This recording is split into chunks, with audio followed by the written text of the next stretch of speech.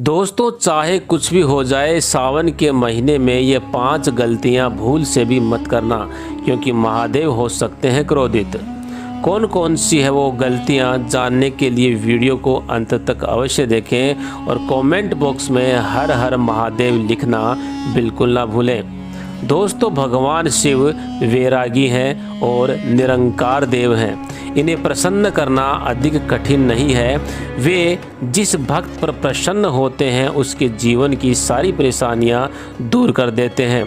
लेकिन हम इस बात को भी नज़रअंदाज नहीं कर सकते कि शिवजी रुष्ट भी बहुत जल्दी होते हैं और इनका क्रोध इतना भीषण हो सकता है कि हमें जीवन भर इसके परिणाम भुगतने पड़ सकते हैं।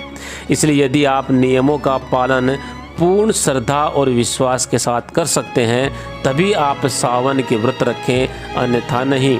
चलिए जान लेते हैं कौन कौन से हैं वो नियम। पहली बात या पहला नियम, जहाँ शिवलिंग रखा हो या महादेव की कोई भी प्रतिमा हो, वहाँ आसपास चप्पल जूते लेकर के नहीं जाना चाहिए। ज़रा सोचिए, जब कोई आपके कमरे में चप्पल लेकर प्रवेश करे तो आपको कितना क्रोध आता है। इसी कारण महादेव भी आपसे नाराज़ हो सकते हैं और आपको मिलने वाला फल नष्ट हो जाता है। ऐसे में मंदिर के अंदर नंगे पांव ही प्रवेश करें। दूसरी बात, अक्सर महिलाओं को मासिक धर्म आ जाता है और वो बिना किसी को बताए पूजा पाठ कर लेती हैं, जो कि शास्त्रों में पूर्णतः वर्जित माना गया है और ये एक भयंकर पाप की श्रेणी में भी आता है।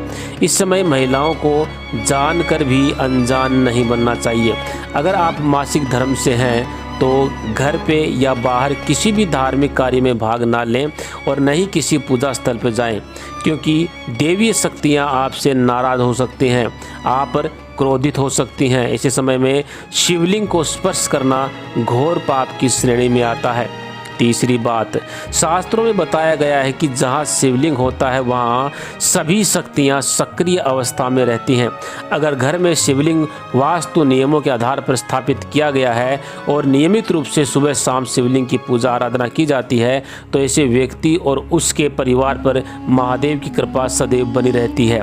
वास्तुशास्त्र के अनुसार शिवलिंग से हर वक्त ऊर्जा का संचार होता रहता है, इसलिए शिवलिंग पर जल धारा हमेशा रहनी चाहिए, जो ऊर्जा को शांत रखती है। कुछ लोग घर में शिवलिंग तो रख लेते हैं, लेकिन उस पर रोज जल अर्पित नहीं करते और ऐसा करना बिल्कुल भी अच्छा नहीं माना जाता। अगर आप जल नहीं चढ़ा सकते, हर रोज हर वक्त जल धारा का प्रबंध नहीं कर सकते, तो आप अपने घर में शिवलिंग को स्थापित कभी ना करें। चौथी बात, शास्त्रों के अनुसार तुलसी और महादेव का बेर माना गया है, अतः शिव पूजा में तुलसी का प्रयोग भूल कर भी ना करें। साथ ही शंख, हल्दी, कुमकुम, केतकी के फूल आदि भी शिव पूजा में वर्जित माने गए हैं।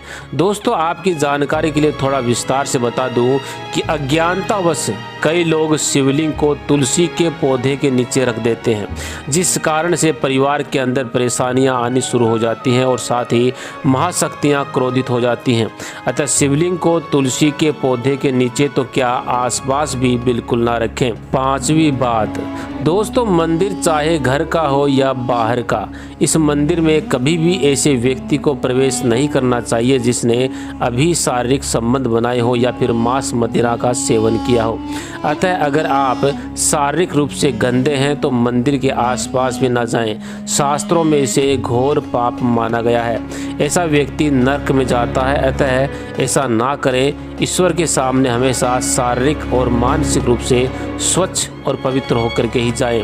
तो दोस्तों, ये थी वो गलतियां जो आपको सावन के महीने में बिल्कुल भी नहीं करनी चाहिए। जानकारी अच्छी लगी हो तो वीडियो को लाइक करें, शेयर करें, साथ ही चैनल को सब्सक्राइब करके बेल के बटन को अवश्य दबाएं। धन्यवाद।